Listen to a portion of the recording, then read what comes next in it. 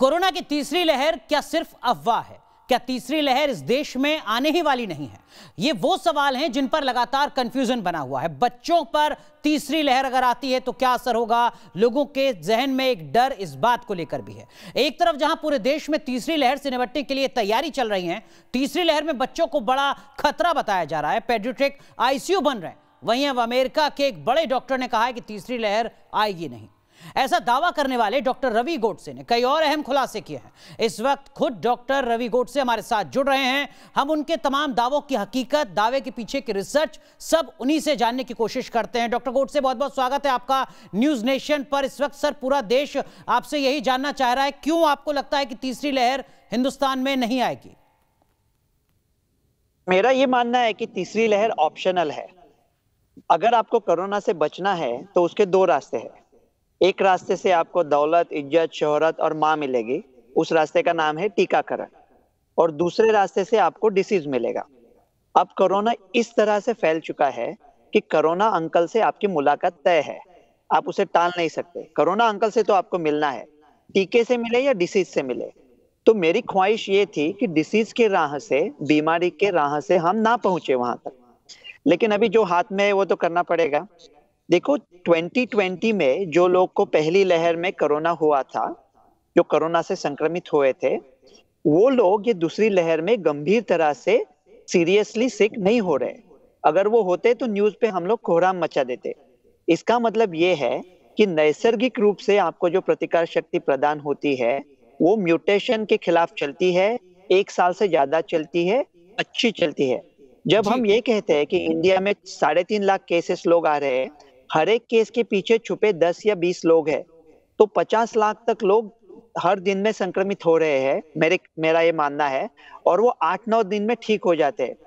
इस वजह से हम हर्ड इम्यूनिटी की दहलीज पे, जो भारत के लिए 56% रहेगी। माफ कीजिएगा, आपको यहाँ पर रोक रहा हूँ। आपने कहा सर, आपका मानना है कि 50 लाख लोग कोरोना से संक्रमित हो रहे हैं, जो 8 से 9 दिन में ठीक हो जा रहे हैं। सर, इसका क्या मतलब है? क्या हर दिन 50 लाख लोग कोरोना पॉजिटिव हो रहे हैं इस देश में? देखो, क्या आप ये मानते हैं कि अगर 3.5 लाख केस आ गए सामने, ओके, तो सिर्फ 3.5 लाख है या उन लोगों के पीछे छुपे थोड़े लोग भी है? ओके, किन लोगों का कहना है कि 2 या 3 छिपे हैं? हमारी आबादी इतनी है। मेरा मानना यह है कि जब हमें 3.5 लाख दिखाई दे रहे, उसका मतलब उनके पीछे कम से कम 35 लाख लोग हैं। 35 लाख लोग हर दिन संक्रमित हो रहे हैं। वो 8-9, अगर आपने किसी को टीका लगवा दिया तो 2 टीके लगने के 2 हफ्ते बाद वो आदमी इम्यून होता है, तो 5-6 वीक हफ्ते चले जाते हैं। लेकिन अगर डिसीज हो गया तो हो गया, 8-9 दिन में आप ठीक हो गए। मेरे ख्याल से ये 35-40 लाख लोग, जो लोग संक्रमित हो रहे हैं, और इंडिया का मॉर्टेलिटी रेट है वो सारे जहां से अच्छा है, बहुत ही अच्छा है।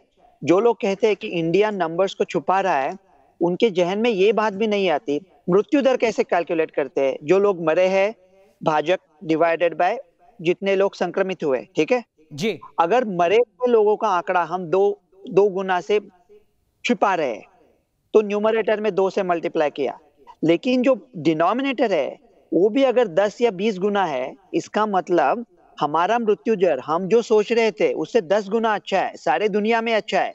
तो खासकर इंडियन लोग जिनको कोविड होता है वो ठीक ही होते हैं, क्योंकि उनको जो बचपन में कॉमन कोल्ड होता है वो कोरोना वायरस की वजह से वो ठीक होते हैं। तो ये सब लोग अब इतना जल्दी पहुंच जाएंगे कि मेरे ख्याल से 10-15 दिन में ये केसेस इतने कम हो जाएंगे कि हमको लगेगा महामारी खत्म हो गई है। 1 जुलाई तक शायद जा भी सकती है। ये थर्ड वेव टोटली ऑप्शनल है। और ये किड आईसीयू वगैरह तो पागलपंती की बात में जो बात आप कह रहे हैं सर, वो लोगों को थोड़ा सा हैरान करेगी। आप कह रहे हैं कि पिछले 1 महीने में जो आंकड़ा है उसके मुताबिक इस देश में तकरीबन 12 करोड़ 13 करोड़ लोग ऐसे हैं जो कोरोना पॉजिटिव हो चुके हैं। यस, यही मेरा कहना है। ठीक है सर, लेकिन एक सवाल लोगों के जहन में इस वक्त यही है, जो पिछले 1 साल से लगातार बना हुआ है, और वो ये कि हिंदुस्तान में हम मास्क फ्री कब घर से बाहर निकल सकेंगे? देखो, मास्क हमने पहने कहाँ है ठीक से। सब लोग जो कहते हैं, मेरे जैसे एक्सपर्ट है, बहुत अच्छा है लाइफ हमारा एक्सपर्ट्स का, जो जिम्मे है कहो, और अगर गलत निकला तो लोगों को इल्जाम दे दो, तो लोग तो मास्क पहनते ही नहीं। एक सर्वे आया था, उसमें कहा था 7% लोग इंडिया में सिर्फ मास्क ठीक तरह से पहनते हैं।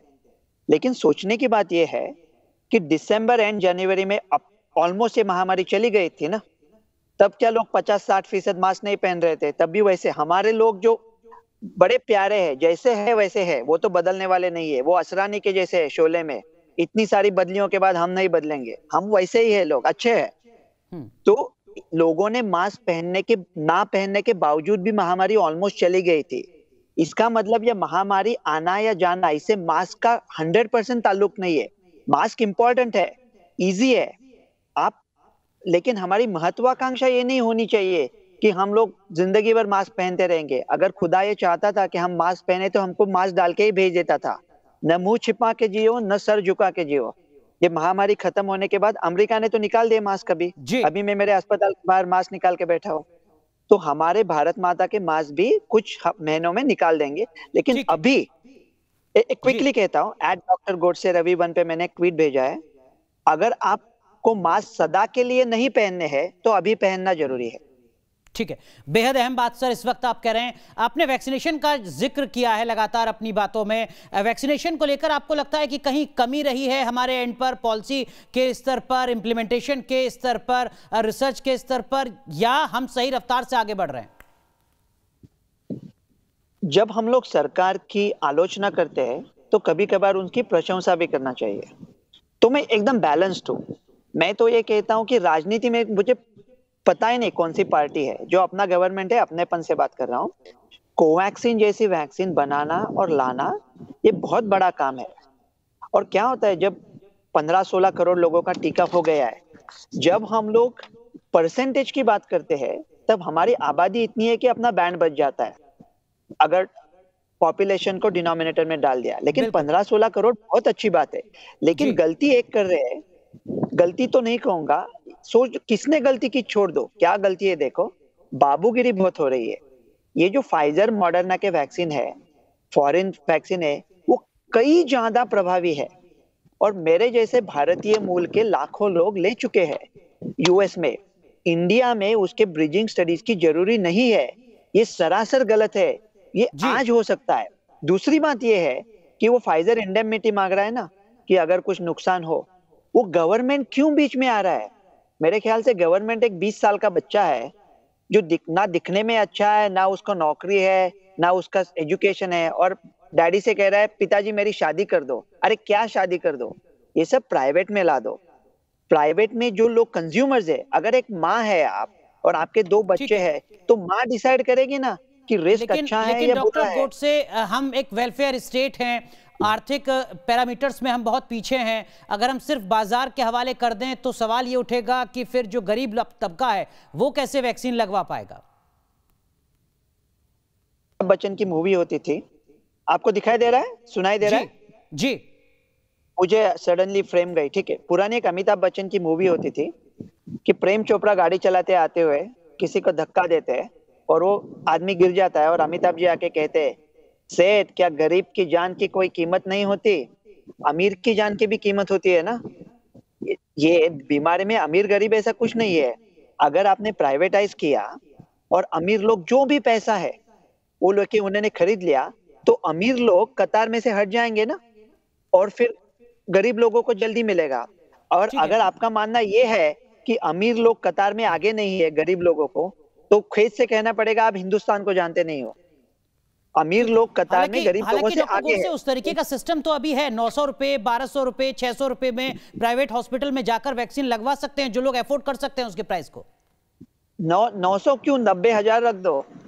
फाइजर की जो रिच लोग हैं उनको को आप एक 9,000 में ले ले वैक्सीन, आप एक वैक्सीन ले ले, 10 दूसरा लोगों को लगवा दे। ये जो फाइजर मॉडर्ना वैक्सीन है वो लोग अपने खुद के रिस्क पे ले लेंगे, गवर्नमेंट को बीच में टांग अड़ाने की जरूरत नहीं है। बाबूगिरी बहुत हो गया। अगर आपने महाभारत ये जो बाबूगिरी है ये ना हो, यही आपका पंचशील फॉर्मूला है क्या? यस, ये पंचशील फॉर्मूला एक है कि डेली प्रेस कॉन्फ्रेंस, गवर्नमेंट ने सीधा प्राइम मिनिस्टर एवरीडे जनता के सामने आके सवाल लेने चाहिए। तो क्विकली हम लोग बता सकते हैं रेमडेसिविर 5 दिन के ज्यादा यूज नहीं करना चाहिए, स्टीरॉयड का डोसिंग क्या है, वैक्सीन कौन सी लेनी चाहिए, ये सब बातें स्पष्ट हो जाएंगी। दूसरी बात यह है, सब फॉरेन वैक्सीन को आज ही अनुमति दे दो, इसी मिनट। ब्रिजिंग स्टडीज की जरूरत नहीं है। इंडेमिनिटी साइन किया तो लोग खुद एट रिस्क करेंगे। तीसरा चीज है प्राइवेटाइज करो। चौथा चीज मोनोक्लोनल को इंप्लीमेंट करो, तो मैं ये 2 हफ्ते में खत्म करे दूंगा मोनोक्लोनल प्रोटोकॉल। और पांचवी चीज है बाबूगिरी बंद करो। अगर महाभारत का एग्जाम्पल देना है, भगवान कृष्ण ने क्या बताया अर्जुन को, ये सूरज ये जयेंद्र रथ, फिर अर्जुन जयेंद्र रथ को मारेगा। अभी गवर्नमेंट जयेंद्र रथ का आधार कार्ड चेक करा है, आप बीच में से हट जाओ, प्राइवेटाइज कर दो, ज्यादा पैसे लेके अगर अमीर लोग खरीद रहे तो अच्छा है, ये सब गरीबों के लिए भी अच्छा है, क्योंकि गरीब लोग की लाइन जल्दी नंबर आ जाएंगे उनके। आपके पास वैक्सीन है नहीं और सब लोग कहते हैं वैक्सीन तो लेनी पड़ेगी। ये जो पोस्ट कोविड महामारी लगातार देखी जा रही है, black fungus, white fungus, yellow fungus और तमाम तरीके की कॉम्प्लिकेशन, क्या आपको लगता है कि वो जो पंचशील का फॉर्मूला है वो अगर लागू किया जाए तो थोड़े हालात सुधर सकते हैं? देखो आप क्या कर रहे हो, आप सांबा के पीछे लगे हो, तालिया के पीछे लगे हो, मुखिया के पीछे लगे हो, आप गब्बर के पीछे जाओ ना, गब्बर को उड़ाओ तो बाकी सब डाकू लोग आपके हाथ में अपने आप चपेटे में आ जाएंगे। ओके, तो ये जो सब इम्यूनिटी कम हो रही है वो हो रही है स्टीरॉयड के ज्यादा इस्तेमाल करने के। अगर आपने कोविड ही मिटा दिया, स्टीरॉयड का यूज मिटा दिया, तो ये black white mucus fungus wings कुछ सोचने की जरूरत ही नहीं है, वो अपने आप ठीक हो जाएगा। ये ब्लैक फंगस ज्यादातर वो लोगों में होता है जिनके डायबिटीज है या जिनकी शुगर बहुत ज्यादा है, और ये शुगर ज्यादा स्टीरॉयड की वजह से हो रही है। अगर गवर्नमेंट को बाबूगिरी करनी ही है, कंट्रोल करना ही है, तो स्टीरॉयड प्रिस्क्रिप्शन के ऊपर कंट्रोल करे। कोई भी आदमी उठ के स्टीरॉयड प्रिस्क्रिप्शन लिख देता है, ये बहुत गलत बात है। तो बेहद अहम सुझाव डॉक्टर रवि गोडसे अमेरिका से दे रहे हैं अपने अनुभव के आधार पर, अपनी रिसर्च के आधार पर। बहुत बहुत शुक्रिया डॉक्टर गोडसे आपका जुड़ने के लिए न्यूज नेशन के साथ। फिल्मी अंदाज में, सरलता के साथ, सहजता के साथ आपने समझाया कि क्या कुछ करने की जरूरत है। बहुत बहुत शुक्रिया लाख टके की बात में जुड़ने के लिए न्यूज नेशन में।